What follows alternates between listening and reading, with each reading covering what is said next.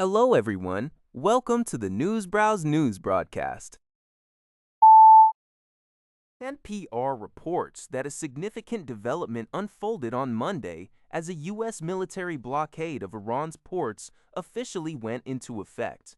This move, which restricts maritime access to Iranian ports, marks a substantial escalation in tensions between the United States and Iran.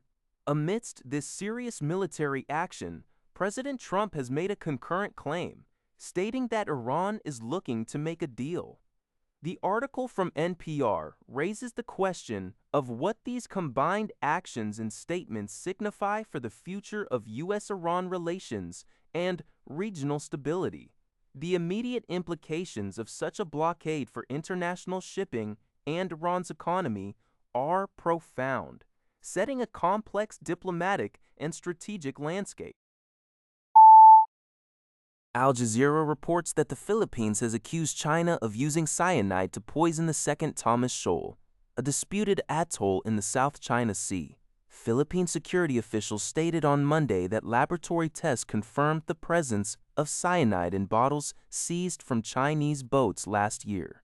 They warned that the toxic substance could severely harm marine life, damage the reef, and potentially compromise the stability of a Philippine warship intentionally grounded on the atoll to assert its maritime claim. China's foreign ministry, however, rejected the allegations as a stunt, asserting that the Philippines illegally harassed Chinese fishing boats and then fabricated the cyanide story.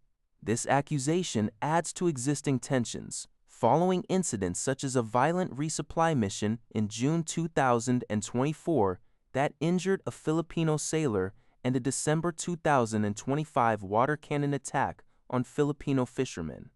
Despite recent high-level talks on cooperation, both nations maintain firm stances on the heavily contested waterway.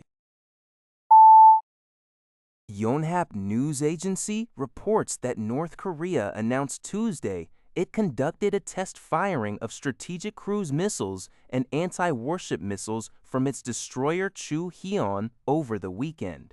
North Korean leader Kim Jong-un reportedly observed the launches on Sunday, which involved 2 strategic cruise missiles and 3 anti-warship missiles, according to the Korean Central News Agency, KCNA.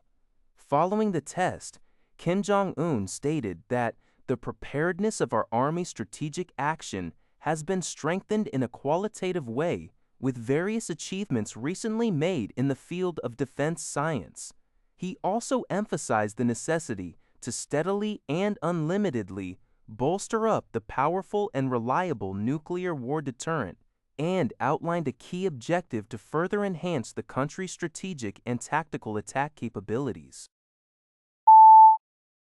The Asian Development Bank, ADB, has issued a warning that economic growth across Asia is expected to slow, even if global oil prices achieve stability in the coming months. According to a report by Zio Shabal, the primary driver for this deceleration is the far-reaching impact of the war in the Middle East, which is sending ripples through various industrial sectors, ranging from manufacturing to tourism. The ADB's Asian Development Outlook report specifically projects that the U.S. and Israeli war on Iran will halt the economic upswing in developing Asia.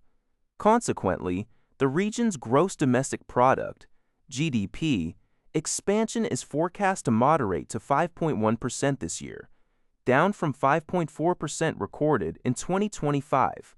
ADB President Masato Konda emphasized in the report that while the developing Asia-Pacific region has limited direct exposure to the conflict, it remains highly vulnerable to the escalating prices of energy and other crucial commodities.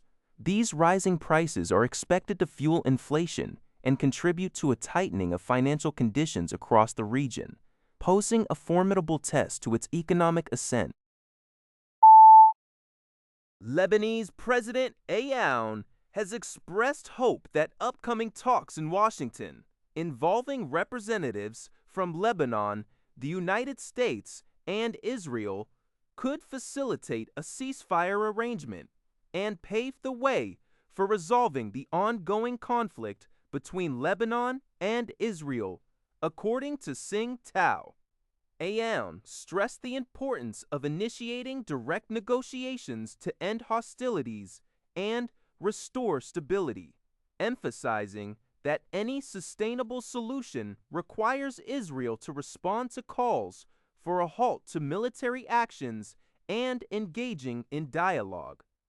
He also welcomed Italy's offer to host such negotiations, stating they would be led by the Lebanese state, not individual factions. Conversely, Hezbollah leader Qasem vehemently rejected any talks with Israel, describing them as futile.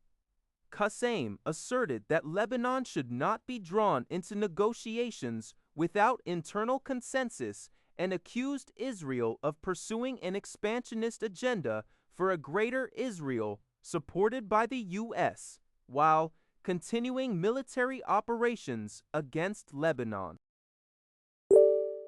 That's all for this video. Thank you for watching. See you in the next video.